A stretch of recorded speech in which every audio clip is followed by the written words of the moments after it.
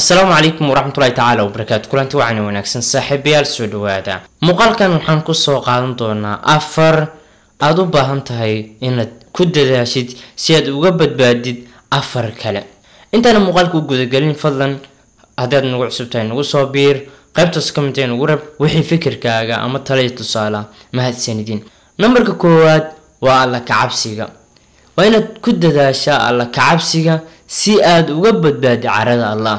qofka ama adoonka waxa laga rabaa inuu Allah subhanahu wa ta'ala mar walba isku duleeyo asiga kaliya caabudo amarkiisana qaato. qofkii sida yeela wuxuu ka badbaadayaa carada Allah. balse qofkii noqdo qof aan alla ka xishoonin faaxishada iyo xumaanta iyo baqtiga balaayada qoorta mar walba kula jiro dadka ceebooda ku mashquulsan nafsadiisa halaag u horseedaya waxa uu noqon doona mid ay ku dhacday carada Allah. malaa'iktu xitaa way ku nacladaysaa dharka watay ay ku nacladaya dunida oo dhan ayaa ku nacladaysa mar haddii aad tahay qof aan Allah subhanahu wa ta'ala si dhab u caabudeynin. lambarka labaad waa barashada cilmiga. waa inaad ku dadaashaa barashada cilmiga si aad uga badbaadid inaad noqotid qof jaahila. qofku mar walba uu yahay qof wax yaqaan ama qof wax bartay diiniga iyo maadigaba mar walba aad ku dadaashid barashada cilmiga waxyaabo badan oo noloshaada ay ku furfuran doona. balse mar walba aad noqotid qof aan ku dadaalin barashada cilmiga waxaad noqon doontaa qof noloshiisu waxyaabo badan ay ka qarsoon mugdi badan ku jiro.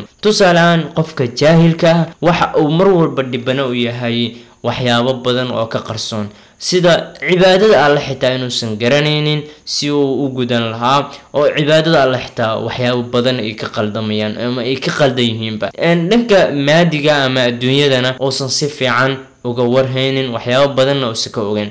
Imam Shafi'i ayaa laga hayaa inuu yiri haddii aad adduunyo doonaysid baro cilmiga haddii aad aakhiro doonaysidna baro cilmiga haddii aad labadoodaba doonaysidna baro cilmiga. sadarteed mar walba ku dadaal barashada cilmiga. lambar 3 waa u baar noqoshada waalid. haddii aad tahay qof waalidka u baariya waxaad ka badbaadi doontaa inkaarta waalidka. waalidka mar walba baar noqotid oo aad iskaga dhigtid qof u jilicsan xagooda una naxariista wixii uu maal heli karana wax ka siiya nafsadoodana u muujiyo inuu nafsadiisa ka hormarinayo ayaga marka koowaad uu horayo kadibna uu nafsadiisa wax siinayo. waalidku mar walba waxay jecel yihiin qofka u naxariista.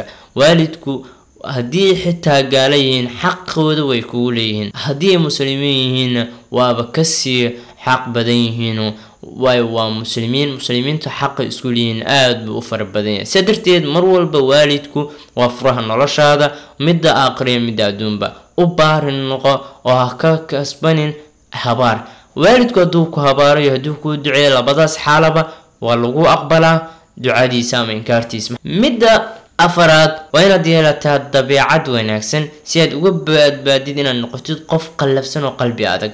dabeecadda wanaagsan waxay ku horseedaa inaad baratid boqolaal qof ka badan iyo kumanaan qof ka badan waayo qofka dabeecadda wanaagsan wuxuu soo jiidan karaa dadka oo dhan. laakiin waxaad ogaataa qofka dabeecadiisu qallafsan ama adag ama qalbiga adag inta badan waalidii walaal iyo asxaab intaba way ku nici doonaan maxaa yeelay qofka qallafsan lama jecla waxa la jecel yahay qofka dabeecadda wanaagsan. qofka qallafsan hadal si toos u dhaaday wuxuu arkaa si xun. qofka dabeecadda wanaagsanna hadal xitaa qaldan tiraad wuxuu u qaadanayaa dhanka wanaagsan maxaa yeelay inta badan wuxuu wax ka fiirsaa dhanka wanaagsan. sidaa darteed mar walba waxa ku dadaashaa dabeecadaada inaad wanaajisid iskana dhigtid qof dabacsan oo hadalkiisuna yahay hadal fadhiya miisaaman akhlaaqna leh. haddaba haddii aad doonaysid guusha labada daaroodba waa inaad noqotaa qof dabeecad leh oo dulqaad leh oo karti leh oo sabir leh. haddii aad intaan nala soo gaartay waad mahadsantahay saaxiib ka mid noqo walaalaha halkan aan ku midownay insha Allah ta'ala ma ku qasaari doontid inaad noqotid wehel iyo walaal iyo saaxiib halkan aan ku wada midownay oo aan wax badan ku kala faa'iideysan doon insha Allah ta'ala. hada wa billahi tawfiiq. wassalamu alaykum wa rahmatullahi wa barakatuh.